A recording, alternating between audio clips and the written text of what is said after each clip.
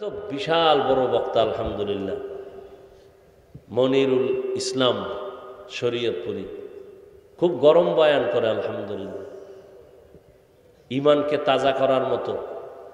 আপনারা সবাই বসবেন তো ইনশাআল্লাহ? হ্যাঁ, ধৈর্যের সাথে বয়ান শুনবেন, ঘুমাইবেন না তো। বাইরে গেলে হুদা বিড়ি টানবেন, মোবাইল চালাইবেন, এই তো। এখানে বসেন, শেষ দোয়া করে এশার নামাজ পড়ে এরপরে যাবেন। আল্লাহ সবাইকে কবুল করেন। সবাই ধৈর্যের সাথে, এই উঠবেন না, আচ্ছা জান জান, কেউ উঠবেন না, খবরদার। বসেন, ধৈর্যের সাথে বয়ান শুনতে থাকেন। আপনাদের প্রিয় মানুষ, বাংলাদেশের প্রিয় বক্তা, আল্লাহ পাক কবুল করেন। সবাইকে শেষ দোয়া এবং নামাজ, এশার নামাজ জামাতে পড়ে যাওয়ার তৌফিক দান করেন। সুবহানাল্লাহি ওয়া বিহামদি, সুবহানাকাল্লাহুম্মা বিহামদিকা, আশহাদু আল্লা ইলাহা ইল্লা আনতা, আস্তাগফিরুকা ওয়া আতুবু ইলাইক। ওই লোহার কড়াটা ছটকা যদি টান মারি, জোরে যদি টান মারি, লোহার কড়াটা বের হয়ে যাবে। যদিও আপনার কষ্ট হবে গো নবী, এছাড়া বিকল্প কোনো তরিকা দেখি না।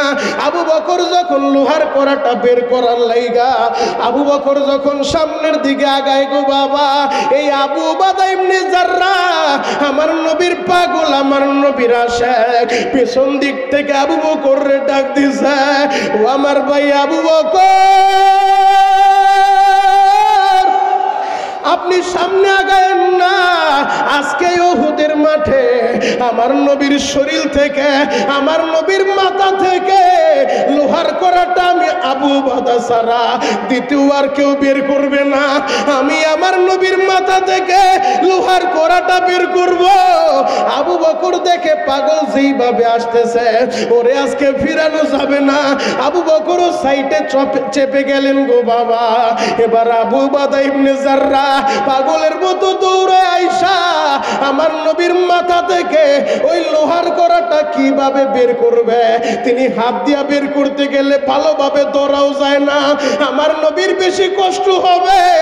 এই জন্যই রক্ত মাখা মাথার ভিতরে আবু উবাদা ইবনে জাররাহ তার মুখটা লাগা দিছে, মুখটা লাগা দিছে, মুখটা লাগাইয়া দাঁত দুইটা দিয়া লোহার কড়াটা কামড় মাইরা দইরা যখন আল্লাহু আকবার বলে একটা ছটকা টান মারছে গো বাবা, আমার নবীর মাথা থেকে ওই লোহার কড়াটা বের হয়ে গেছে। শুধু কড়াটাই বের হয় নাই, ওই টানের সাথে সাথে এই আবু উবাদা ইবনে জাররাহ তার দুইটা দাঁতও ভেঙে গেছে।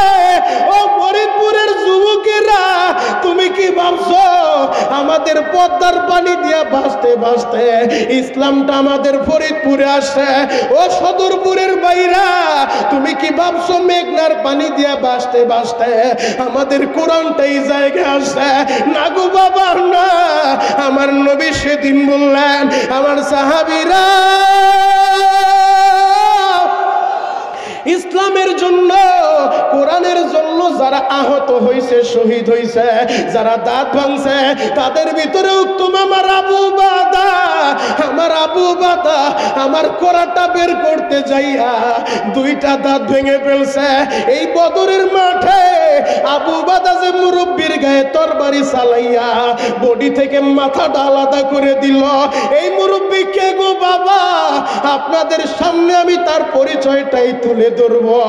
বদরের মাঠে যুদ্ধ যখন শেষ হয়ে গেছে, ওই যুদ্ধে 70 জন বড় বড় কাফেরদের লিডার, বড় বড় কাফেরদের নেতা জাহান্নামের টিকিট পাইয়া জাহান্নামী হয়ে গেছে।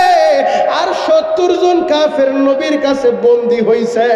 আর 14 জন সাহাবী যারা কোরআনের লাইগা, ইসলামের লাইগা নিজের জীবনটা দিয়া জান্নাতের মেহমান হইছে, জান্নাতের মেহমান হইছে।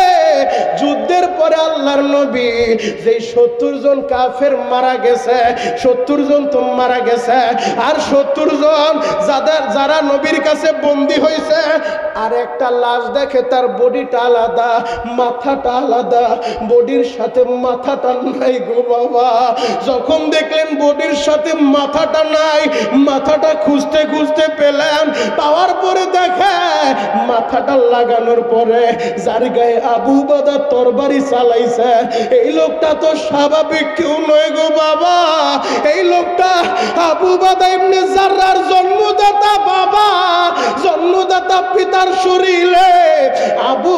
তরবারি সালাম মাথাটা আলাদা করছে। কেন করছে জানুনি বাবা? তদনন্দিন কালে কাফেরেরা প্রশ্ন করতেছিল, মুহাম্মদ যেই ধর্মের দাওয়াত দিল, ওই ধর্মের দাওয়াত দিয়া বাপ তার ছেলের শত্রু হয়ে যায়, ভাই ভাইয়ের শত্রু হয়ে যায়। কারণ ইসলামের প্রথম জিহাদ যেই বদরের মাঠে এমন একটা জিহাদ ছিল, আপন ভাই ভাই বিরুদ্ধে দাঁড়ায় গেছে, বাপ ছেলের বিরুদ্ধে দাঁড়ায় গেছে, বন্ধু বন্ধুর বিরুদ্ধে দাঁড়ায় গেছে। আমার নবীর দিকেই প্রশ্নের তীরটা আসতেছে, মুহাম্মদ এটা কি দাওয়াত দিল, কোন ধর্মের কথা বলল, যেই ধর্ম তার বাবার গর্দানটা আলাদা করে দিল। আমার নবী কোনো কথা বলে না, বলে না, আমার নবী চুপ করে আছে। হঠাৎ করে আমার আল্লাহ জিবরাইলকে পাঠায় দেয় গো বাবা। জিবরাইল আয়াত নিয়ে চলে আসে সূরাতুল মুজাদালার 22 নম্বর আয়াত, লম্বা আয়াত নিয়ে চলে আসে। জিবরাইল আইসা বলেন, নবী গো,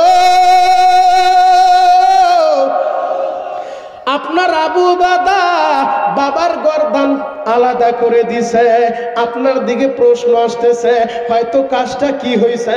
না গো নবী না, আমার আল্লাহ আবু বাদার উপরে খুশি হয়ে গেছে। রাদিয়াল্লাহু আনহু মারদুআন, আমার আল্লাহ আবু বাদার উপরে খুশি। আবু বাদা আমার আল্লাহর উপরে খুশি। কেন আবু বাদা বাবার গর্দানে তরবারি চালাইছে জানোনি? কারণ আবু বাদা যখন দেখছে আমার বাবা আমার নবীরে মারতে চায়, আমার বাবারে একবার হটায় দিলাম, আমার বাবা দূরে চলে গেছে, আবার দ্বিতীয়বার আইসা আমার বাবা আমার নবীরে মারতে চায়, আবার যখন তারা দেয়, তৃতীয়বার তাড়ানোর পরও আবার যখন আমার জন্মদাতা পিতা আমার নবীরে মারতে চাই গো, এমন পিতার আমার দরকার নাই। যার কারণে আবু বাদা কিয়ামত পর্যন্ত আনেওয়ালা মুসলমানদের জন্য শিক্ষা হয়ে রইলেন। আল্লাহ এক নাজিল করে জানায়া দিলেন, আবু বাদার কর্মকাণ্ডে আপনি ব্যথিত হবেন না, আমার আল্লাহ খুশি, আমার আল্লাহ খুশি। যুবক, তোমাদের জন্য মেসেজ হলো, আমরা আমার আল্লাহকে ভালোবাসি, নবীকে ভালোবাসি জীবনের চাইতে বেশি। যদি আমার নবীকে ভালোবাসতে গেলে আমার ভাই আমার বাধা হয়ে দাঁড়ায়, যদি আমার নবীকে আমি ভালোবাসতে গেলে আমার নেতা আমার বাধা হয়ে দাঁড়ায়, যদি আমার নবীকে আমি ভালোবাসতে গেলে আমার বন্ধু আমার বাধা হয়ে দাঁড়ায়, এমন বন্ধুর দরকার নাই, এমন নেতার দরকার নাই, এমন ভাইয়ের দরকার নাই। আমি আমার জীবনের চাইতে আমার নবীকে বেশি ভালোবাসতে চাই। যদি টাইম এসে যায় ওই নবীর জন্য, ইসলামের জন্য রক্ত দিতে হবে, জীবন দিতে হবে। ফরিদপুরের আশেকে রাসূলরা কারা কারা রেডি আছো? হাত দুইটা আল্লাহকে দেখায় দাও। আল্লাহ আমাদের কবুল করুক, সকলে বলেন আমিন। বলতে হবে আমিন। খারাপ লাগতেছে? আল্লাহু আকবার বলেন তো, আরো জোরে বলেন আল্লাহু আকবার। যুবক ভাইরা, তোমাদের মতো একটা যুবক আমাদের জন্য শিক্ষা রেখে গেলেন। নবী আমাদের জন্য দুইটা জিনিস রেখে গেছেন, 1 নম্বর কোরআন, 2 নম্বর বিশ্ব নবীর সুন্নাহ। সূরাতুল মুজাদালাদের লম্বা চূড়া আলোচনা 22 নম্বর আয়াতটা তেলাওয়াত করে দেখো। আমার আল্লাহ আবু বাদার উপরে খুশি হয়ে যায়। কেন খুশি হইল? কারণ আবু বাদা নিজের জীবনের চাইতে আমার নবীকে বেশি ভালোবাসতে। এই আবু বাদা যখন তিনি প্রেসিডেন্ট হওয়ার পরেও গভর্নর বানায়া আমিরুল মুমিনিন হযরত ওমর যখন এই আবু বাদাকে ফিলিস্তিনের গভর্নর বানায় পাঠাইছিলেন, তদানীন্তন কালে সিরিয়া ছিল, এই সিরিয়ার গভর্নর বানায় পাঠাইছেন আমিরুল মুমিনিন হযরত ওমর। একবার সফর করতে আসলেন, দেখে আবু বাদার কি অবস্থা, মনে হয় দুনিয়ার ক্ষমতা পায়া আবু বাদা অনেক কিছু করে ফেলছে। না না, হযরত ওমর যখন আবু বাদার গভর্নর ভবনে বৈশা তিনি যখন দেখলেন, এবার হযরত ওমর বললেন, আবু বাদা আমি তোমার বাসায় একটু যেতে চাই, বাসভবনে যেতে চাই। হযরত ওমরের মনে মনে ধারণা ছিল, না জানি আবু বাদা এই জায়গায় আইসা ক্ষমতা পায়া হয়তো অনেক কিছু করে ফেলছে, দুনিয়ার রাজ নিয়ামত দুনিয়ার সব কিছু দেখা আবু বাদা কি আমার নবীর আদর্শ থেকে একটু সরে গেল কিনা ওমর এটা দেখার জন্য বলে, তোমার বাসভবনে যেতে চাই। হযরত আবু বাদা ডাক দিয়ে বলে, আমিরুল মুমিনিন আমার বাসভবনে কেন যাবেন? বলেন, না আমি একটু যেতে চাই। আবু বাদা এবার হযরত ওমর রে নিয়া, যুবক ভাইরা রে, যখন মরুভূমির মাঝখানে চলে গেলেন, মরুভূমির মাঝখানে একটা ঝুপড়ি ঘর। ওমর বলে, কোন জায়গায় আমারে নিয়ে আসলা? আমিরুল মুমিনিন এটাই আমার বাসভবন। ওই ওই জুপরির ঘরের ভিতরে ঢুকিয়া যখন হযরত ওমরে বসতে দিলেন, এবার আবু বাদা একটা পাত্রের ভিতরে কইরা কিছু রুটি আইনা জবের রুটি হযরত ওমরের সামনে দিছেন। ওগো আমিরুল মুমিনিন, সারাদিন ব্যস্ততার কারণে আমার খাবার বানাইতে পারি না, সপ্তাহে একজন কাজের মানুষ আই না, এক সপ্তাহের জবের রুটি আমি বানায় রাখি। যে রুটিগুলো আপনার সামনে আমি তুলে ধরলাম, আগের দিন রাত্রিবেলা আমি রুটিটা ভিজায় রাখি। ওই রুটিটা ভিজার পরে রুটিটা যখন নরম হয়, ওই খাবার খায়া আমি রাষ্ট্রীয় কাজে বের হয়ে যাই। আমিরুল মুমিনিন, আপনি আমার বাসায় মেহমান হইছেন, উপস্থিত আপনারা আমি কি মেহমানদারি করব? হযরত ওমর এই দৃশ্য দেখা ওমর কান্না শুরু করলেন গো বাবা। কারণ এই কোরআন অনুযায়ী যখন তারা চলে, কোরআন অনুযায়ী যখন তারা চলছে, আল্লাহ তাদের উপরে খুশি হয়ে গেছে। আল্লাহ তাদের উপরে খুশি হয়ে আয়াত নাজিল করছে, রাদিয়াল্লাহু আনহুম ওয়া রাদু আন। এ যুবক ভাইরা রে, আমি তোমাদের পায়ে হাত রেখে বলে যাই, যতদিন আমরা বাঁচবো এই কোরআন নিয়ে বাঁচতে চাই, ইসলাম নিয়ে বাঁচতে চাই। রাজি আছেন না নাই? এক নম্বরে আমাদের বন্ধু হবে আমাদের আল্লাহ, তাল্লুক মা আল্লাহ, আল্লাহর সাথে সম্পর্ক করব। দুই নম্বরে তাল্লুক মা রাসূল, নবীর সাথে সম্পর্ক করব। তিন নম্বরে তাল্লুক মাল কুরআন, কোরআনের সাথে সম্পর্ক করব।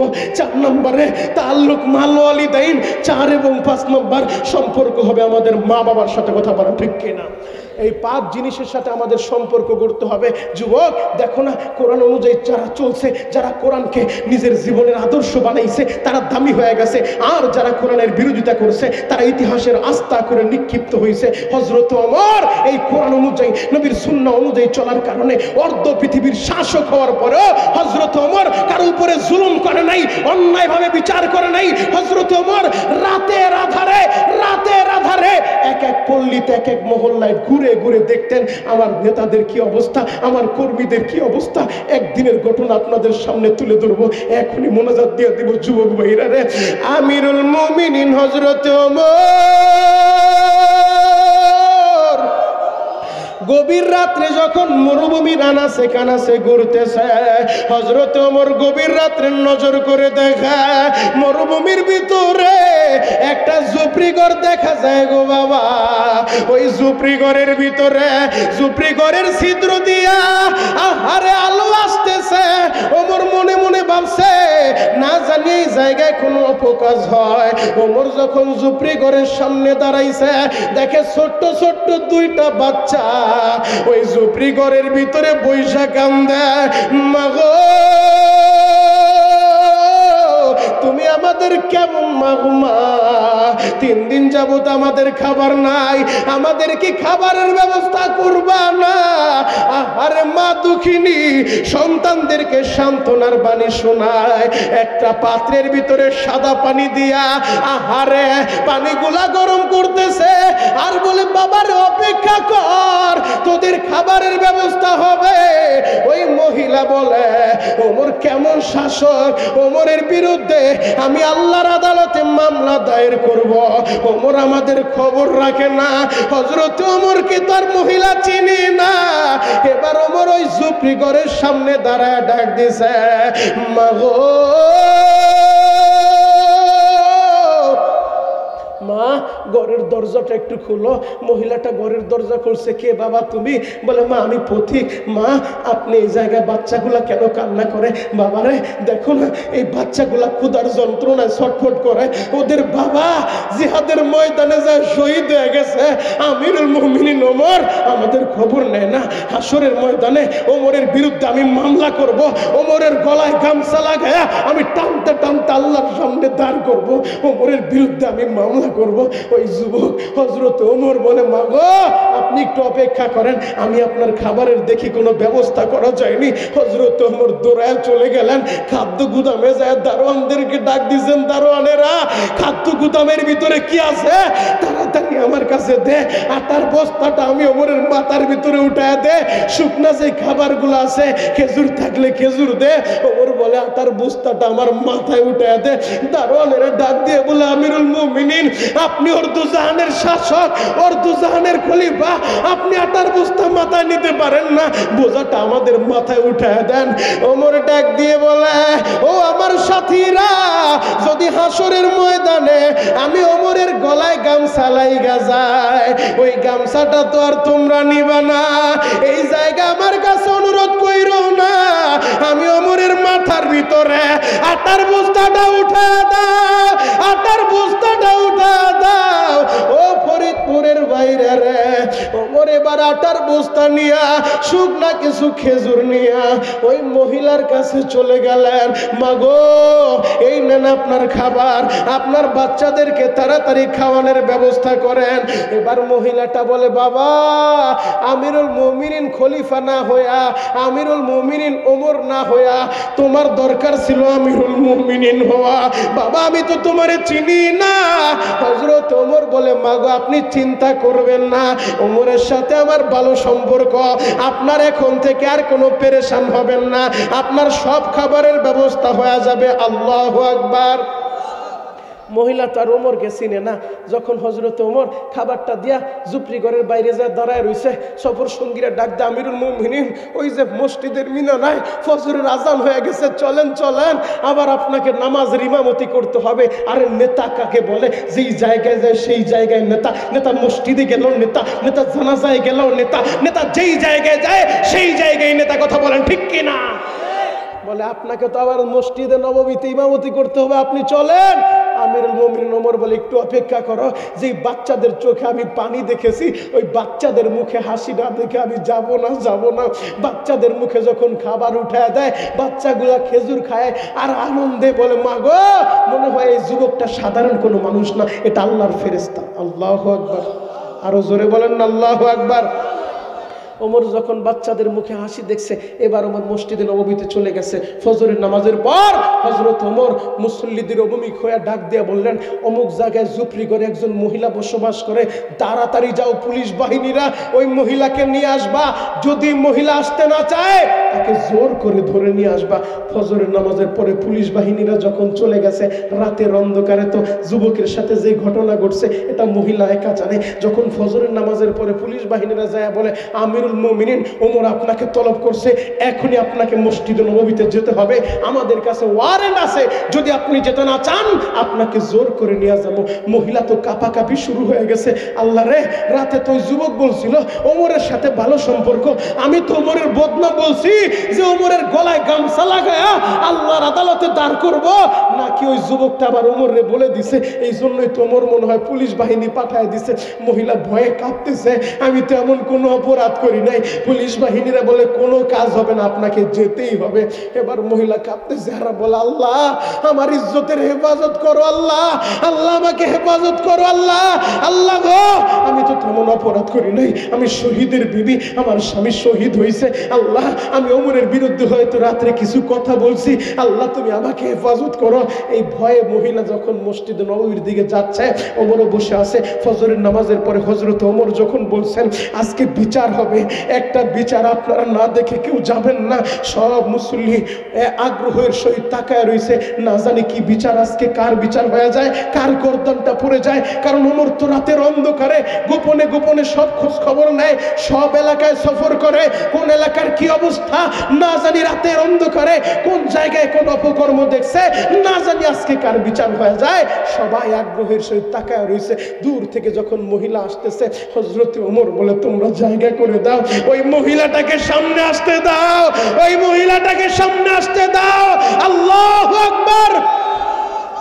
ওমর এবার মহিলার হাতের ভিতরে গামছা দিয়া বলে, মা গো, ও মা, এই না আপনার হাতে গামছা, আমি ওমরের গলার ভিতরে লাগায়, মা গো যত বিচার আছে আপনি করে যান গো মা, মাওলার আদালতে আমার আসামি হিসাবে দাঁড় করায় দেন না, আমার আসামি হিসাবে দাঁড় করেন না। এবার মহিলা ওমরে দেখে বলে, বাবা রে, আপনি আমিরুল মুমিনিন ওমর, আমি তো জানতাম না। এবার উপস্থিত মুসল্লিরা দেখে কে কার বিচার করে, ওমর কি মহিলার বিচার করে নাকি মহিলা ওমরের বিচার করে? যুবকরে, কোরআন অনুযায়ী চলার কারণে দেখেন না তাদের সমাজ ব্যবস্থাটা কেমন ছিল, বিচারটা কেমন ছিল। রাতের অন্ধকারে প্রজাদের খবর নেয়, রাতের অন্ধকারে কর্মীদের খবর নেয়, আর কোরআন না থাকলে ওই জনগণের সম্পদ আত্মসাৎ করে। কথা বলা ঠিক কিনা? এই জন্য কোরআন অনুযায়ী আমাদেরকে চলতে হবে। নবী আমাদের জন্য দুইটা জিনিস রেখে গেছেন, 1 নাম্বার কোরআন, 2 নাম্বার নবীর সুন্নাহ। এই মজলিসে কার মা নাই, বাবা নাই, আমি জানি না। যুবক ভাইরা রে, হয়তো জীবনে অনেক অন্যায় অপরাধ আমি করেছি, আপনি করেছেন, আমাদের মতো গুনাহগার এই পৃথিবীতে আর কেউ নাই। কারণ এই দুনিয়া থাকার জায়গা না, এই দুনিয়া থাকার জায়গা না। 1 মিনিট সময় আমি আপনাদেরকে দিলাম। ও আমার দাড়ি বাঁকা বাবা, ও আমার কলিজার টুকরা যুবক, ও আমার পর্দার আলে মা বোনেরা, যুবক ভাইরা রে, মাথাটা নিচের দিকে দিয়ে 1 মিনিট চিন্তা করেন। এমন অনেক অপরাধ আপনি আর আমি করছি, যেই অপরাধের কথা আমাদের মায়েরা জানলে আমাদের সন্তান বলে পরিচয় দিত না, আমাদের বাবারা জানলে আমাদেরকে তেজ্যপুত্র করে তাড়ায় দিত। এ ফরিদপুরের বাইরে রে, এমন বহুত অপরাধ আপনি আর আমি করছি, যেই অপরাধের কথা আমাদের বিবিরা জানলে আমাদের সাথে সংসার করতো না। এই গুনাহগুলা ঢাইকা রাখছে আমার আল্লাহ। এই ফরিদপুর সদরপুর ইমদাদুল উলুম মাদ্রাসার মাহফিলে বৈশা খতিবুল উম্মাহ হাফিজুর রহমান সিদ্দিকী কুয়াকাটা হুজুর বয়ান করে চলে গেছে। মুনাজাতের পূর্ব মুহূর্তে আমি মনিরুল ইসলাম শরীয়তপুরি আপনাদের পায়ে হাত রাইখা বলে যাই, আপনার গুনাহ করতে সময় লাগছে বাবা 10 বছর, 20 বছর, 50 বছর। এই 50 বছরের গুনাহ নিয়া এই ময়দানে বৈশা যদি চোখের পানি দিয়ে আমার মাওলারে বুঝায় বলতে পারেন, মালিকের আমি বড় পাপী, আমি বড় অপরাধী, আল্লাহ দাও না আমার মাফ কইরা, যদি চোখের পানি দিয়ে আমার আল্লাহরে বুঝায় বলতে পারেন, ওলামায়ে কেরাম সামনে আছে, কসম করে বলতে পারি আপনার 20 বছরের গুনাহ, আপনার 50 বছরের গুনাহ আমার আল্লাহর মাফ করতে 1 সেকেন্ডও লাগবে না গো বাবা। এ যুবক ভাইরা, দাড়ি পাকা বাবাজিরা, গলাটা ফাটে আমার আল্লাহরে ডাক দেন না আল্লাহ। আরো জোরে মোহাব্বতে ডাক দেন আল্লাহ, আরো জোরে ডাক দেন আল্লাহ। মিশামিশি কাটাইলাম বাবের জিন্দেগি, সময় থাকতে না করিলাম বন্দেগি, মিশামিশি কাটাইলাম বাবের জিন্দেগি,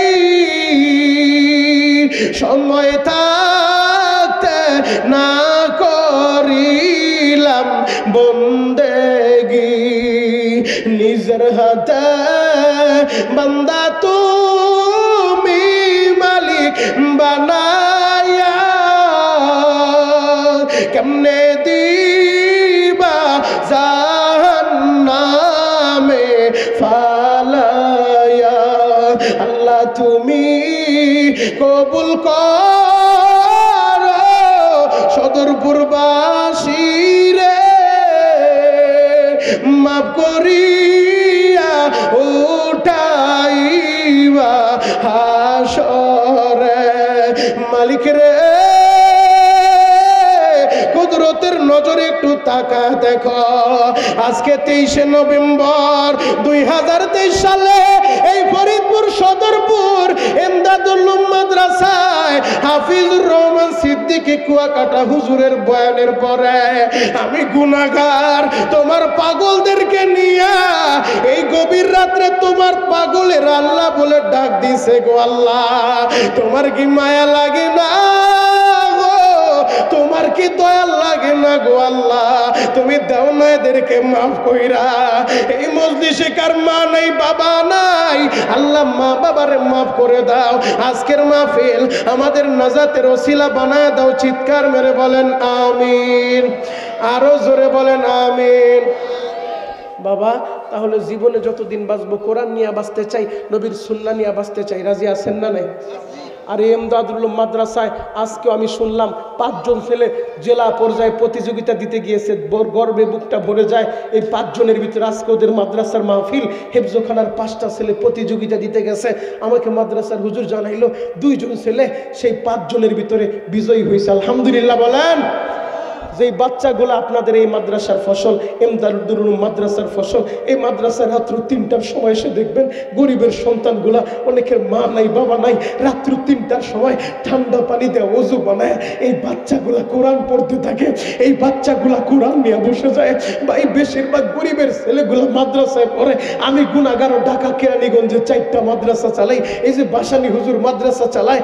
আপনারা আশেপাশে যতগুলো মাদ্রাসা আছে, হেফজোখানা মাদ্রাসার ভিতরে যায় দেখবেন এমন এমন এতিম বাচ্চাগুলা পড়ে, মাও নাই বাবাও নাই।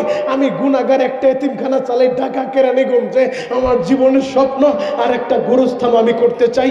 গত 3 সপ্তাহ আগে আমি যখন হেফজোখানার কিছু বাচ্চারে হেফজো সবক দিলাম, নাজরা কমপ্লিট করার পরে এদের ভিতরে একটা ছেলে, ওর মা নাই। আমি যখন ওদেরকে সবক দিয়া দোয়া কইরা দিয়া আমি আমার রুমের ভিতরে বসলাম, মাহফিলের জন্য বের হব। ওই ছোট্ট ছেলেটা 5-6 বছর বয়স হবে। ওই ছেলেটা আমার রুমের ভিতরে যায় চোখের পানি দিয়া কান্দে আর বলে, হুজুর আমার মারে বড় আশা ছিল আমি মাদ্রাসায় পড়বো, আমি হাফেজ হব। আমার মা আমারে বলতো, বাবা তুই হাফেজ হবি। আমার মা আমারে মাদ্রাসায় ভর্তি করায় দিয়া ওই যে মা কবরে চলে গেল। আর তোমা আমার খবর নিতে আসলো না, আর তোমা আমার খবর নিতে আসলো না। হুজুর আজকে আমি হেফজো সবক দিলেন আমারে, আমার সাথী ভাই যাদেরকে সবক দিলেন, হুজুর দেখলেন সবার মা কেউ মিষ্টি পাঠাইছে, কেউ টাকা পাঠাইছে বাচ্চাদেরকে খাওয়ানোর জন্য। আর আমার মা নাই, আমার খবর কেউ নিতে আসলো না। হুজুর বিশ্বাস করেন, যদি আমার মা থাকতো অবশ্যই আপনাদের জন্য মিষ্টি নিয়ে আসতো। আমি হেফজো সবক নিয়েছি, আমার মা জানলে আমার মায়ের বুকটা পুইরা যাইত। হুজুর আমার মায়ের জন্য দোয়া করবেন। আমি বললাম, বাবা তোর চিন্তা করতে হবে না, তোর মিষ্টির টাকা তো তোর কাছে চাই নাই, তোর যা লাগে সবই তো আমরা দিব। তুই তোর মায়ের জন্য দোয়া কর আর পড়তে থাক। হাফেজ হবি, মায়ের জন্য দোয়া করবি। ও আমার দাড়ি পাকা বাবারা, এই যে দেখো না বাসানি হুজুর বসে বসে কান্দে, আমার দাড়ি পাকা বাবারা কান্দে। নাবালেগ বাচ্চাদের চোখের পানি, এদের চোখের পানি বিধা যাইতে পারে না। এই এমদাদুল উলুম মাদ্রাসায় এমন অনেক এতিম ছেলে আছে যার মাও নাই বাবাও নাই। মাদ্রাসা বন্ধ হইলে মাদ্রাসার ভিতরে পড়ে থাকে, ওর যাওয়ার কোনো জায়গা নাই, জায়গা নাই। আমার মাদ্রাসা বন্ধ হইলে অনেক এতিম বাচ্চা বলে, হুজুর বাড়িতে পাঠান না, মাদ্রাসা বন্ধ হয়ে গেছে, হুজুর দরকার হলে খাবার দিয়েন না, এরপর একটু থাকতে দেন। কোথায় যাব? ফুপুর বাড়ি, খালার বাড়ি যাব। হুজুর তারা বিরক্ত হয়ে যায়, 1 দিন 2 দিন থাকলে বিরক্ত হয়ে যায়। হুজুর বাড়িতে যাওয়ার দরকার নাই, সিঁড়ির কর্নারে বসে থাকবো, এরপর মাদ্রাসা থেকে আমাদেরকে তাড়ায় দিও না। ও যুবক ভাইরা, ও দাড়ি পাকা বাবাজিরা, এই মজলিসে কার মা নাই বাবা নাই আমি জানি না। 10 বছর 20 বছর আগে আরে তোমার মা ছিল, এই হাত 2টা দিয়ে মায়ের অনেক ছেলে কবর দিছ, এই হাত 2টা দিয়া বাবারে কবরের ভিতরে শোয়াইছ। যুবক ভাইরা রে, এখন বসে বসে কাঁদবা আর বলবা, মালিক রে আমার মা কবরে কেমন আছে আমি জানি না। 10 বছর হয়ে গেল ওই যে মায়ের কবরে শোয়াইলাম, আজও পর্যন্ত খবর নিতে পারলাম না। মাগো তুমি কেমন আছো? আরে দাড়ি বাঁকা বাবাজি, 20 বছর হয়ে গেছে, বাবার চেহারাটা দেখেন না। অথচ 1 মিনিটের ভিতরে আমেরিকার খবর নেওয়া যায় মোবাইল দিয়া, 1 মিনিটের ভিতরে আটলান্টিক মহাসাগরের খবর নেওয়া যায়। আর ওই বাঁশবাগানের নিচে 3.5 হাত মাটির নিচে ওই যে মা ঘুমা রইছে, আজও পর্যন্ত খবর নিতে পারলেন না মা দুঃখিনী কেমন আছে। যদি এই মজলিসে বৈশা এখন চোখের গরম পানিটা দিয়া আমার মাওলার একটু বুঝায় বলতে পারেন, আল্লাহ আমার মায়েরে মাফ করে দাও, আমার বাবারে মাফ করে দাও, আপনার চোখের পানির খাতিরে আল্লাহ এখনই আপনার মা বাবারে মাফ করে দিতে পারে।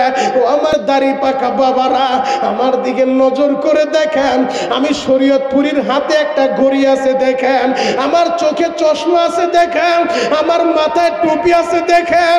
ও বাবা, আমি আপনারে বুঝাইতে চাই, যদি এই বয়ান আমার জীবনের শেষ বয়ান হয়ে যায়, এই মুহূর্তে যদি মালাকুল মউত আজরাইল আমার সামনে দাঁড়া যায় গো বাবা, যদি আমার জানটা নিয়ে চলে যায়, মাদ্রাসার মুতামিম আলিয়াসগর সব হুজুর তাড়াতাড়ি অ্যাম্বুলেন্স খবর দিবে, আমার লাশটা আমার বাড়িতে পাঠানোর ব্যবস্থা করবে।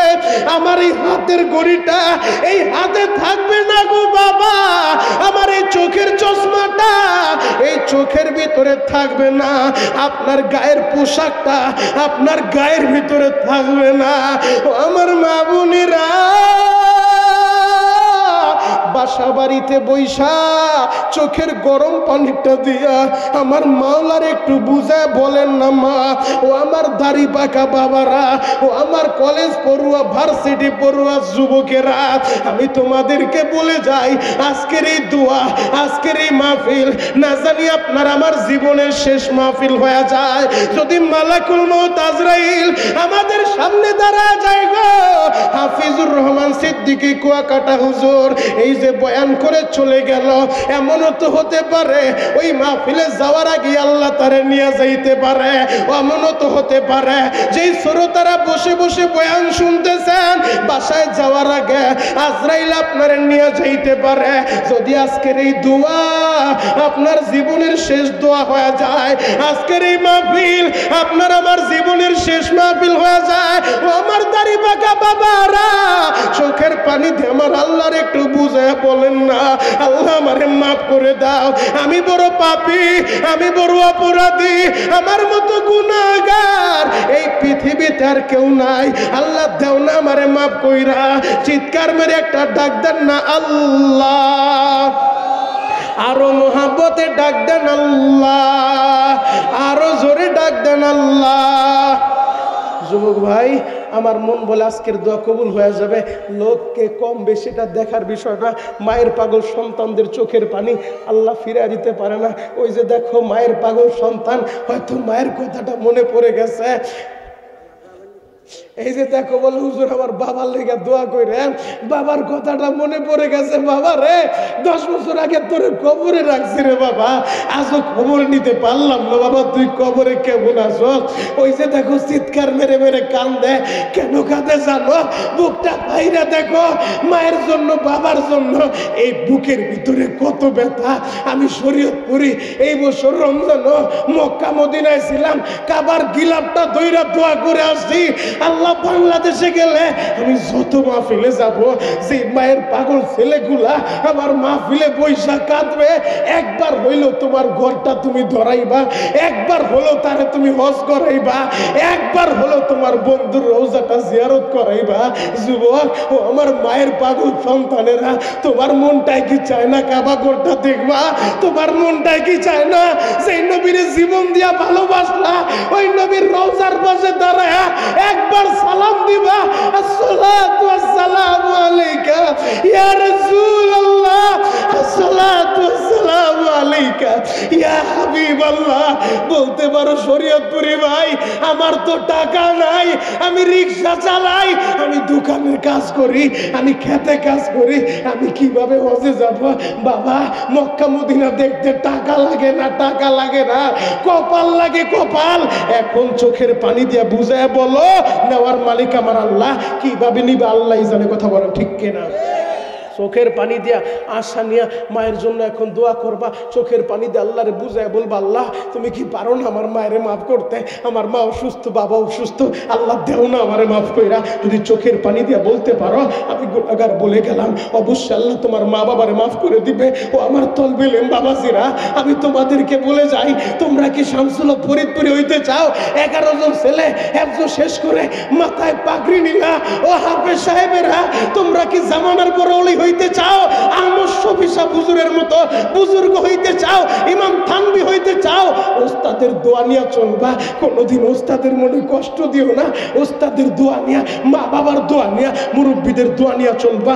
আল্লাহ সম্মান দেওয়ার মালিক। আমি শরীয়তপুরীর কোনো যোগ্যতা নাই, আমি টেকনাফ থেকে তেতুলিয়া বড়দের মঞ্চে আল্লাহ বসায় হাফিজুর রহমান সিদ্দিকী কুয়াকাটা হুজুর, আরে তারপরে বয়ান করতে বসবে এমন সাহস তো অনেক বক্তা দেখায় না। কিন্তু আমি গুনাহগারকে আদেশ দিয়ে গেছে, বসো তুমি আলোচনা করো। আমাকে অনেক ভালোবাসে, আমাকে অনেক মুহাব্বত করে হাফিজুর রহমান সিদ্দিকী কুয়াকাটা হুজুর বড়দের দোয়া নিয়ে আল্লাহ পাক রব্বুল আলামিন বসাইছে। ও আমার দাড়ি পাকা বাবা, যে মজলিসে বৈশা চোখের পানি দিয়া মায়ের জন্য কাঁদতে পারলা, বাবার জন্য কাঁদতে পারলা, এই মাহফিলটা হওয়ার দরকার আছে না নাই? আমার মন সাক্ষী দেয় আজকের দোয়া আল্লাহ ফিরায় দিবে না, দিবে না। আমার মন সাক্ষী দেয়, আমার দিল সাক্ষী দেয় আজকের দোয়া ফিরায় দিবে না। কারণ যে দাড়ি পাকা বাবারা কেঁদেছে, যে দাড়িওয়ালারা হাত উঠাইলে এদের হাত আল্লাহ ফিরাইতে লজ্জা বোধ করে, যে আলেমেরা বসে কাঁদে, যেই মজলিসে আলেম কাঁদে, দাড়ি পাকা বাবারা কাঁদে, নাবালেক বাচ্চাগুলা কাঁদে, এদের চোখের পানি ফেরত যাইতে পারে না। এই মজলিসের দোয়া আল্লাহ অবশ্যই কবুল করবে। যদি এই মজলিসের দোয়া কবুল হয়, এই মাহফিলের উসিলায় তোমরা মায়ের জন্য কাঁদতে পারলা, বাবার জন্য কাঁদতে পারলা। 30টা সেকেন্ডের ভিতরে আমি একজন আল্লাহর পাগল চাই, কারণ মাহফিলের কালেকশন হয়ে গেছে, আমি কালেকশন করব না, 2 বার কালেকশন হয়েছে। আমি শুধু একজন আল্লাহর পাগল চাই। কাবাগর ধরে আমি দোয়া করে আসছি, এই হাত দুইটা আমার এমন জায়গা লাগছে, হাজর আসওয়াদ এই হাত দুইটা লাগছে, মুলতাজিম এই হাত দুইটা লাগছে, কতবার লাগছে হিসাব নাই। যেই মুলতাজিমের ভিতরে সমস্ত নবীরা হাত লাগা আল্লাহর কাছে দোয়া করছে, আল্লাহ নবীদের দোয়া ফিরে দেয় নাই। আমি গুনাহগার, ওই মুলতাজিমের হাত লাগায় দোয়া করছি। আমি গুনাহগার, হাতিমে কাবার ভিতরে ঢুইকা আমি দোয়া করছি, আল্লাহ বাংলাদেশের যত মাহফিল আমি যাব, আমি গুনাহগারের হাতে যাদের হাত লাগবে একবার হইলেও তাদেরকে তোমার ঘরটা তুমি ধরাইবা, তাদেরকে তোমার ঘরটা দেখাইবা। কাবার গিলাপটা 1.5 ঘন্টা পর্যন্ত সিনার সাথে লাগায় আল্লাহর কাছে যত চাওয়া চাইছি, বাবা আমার মালিকের কাছে কোনো কিছুর অভাব নাই।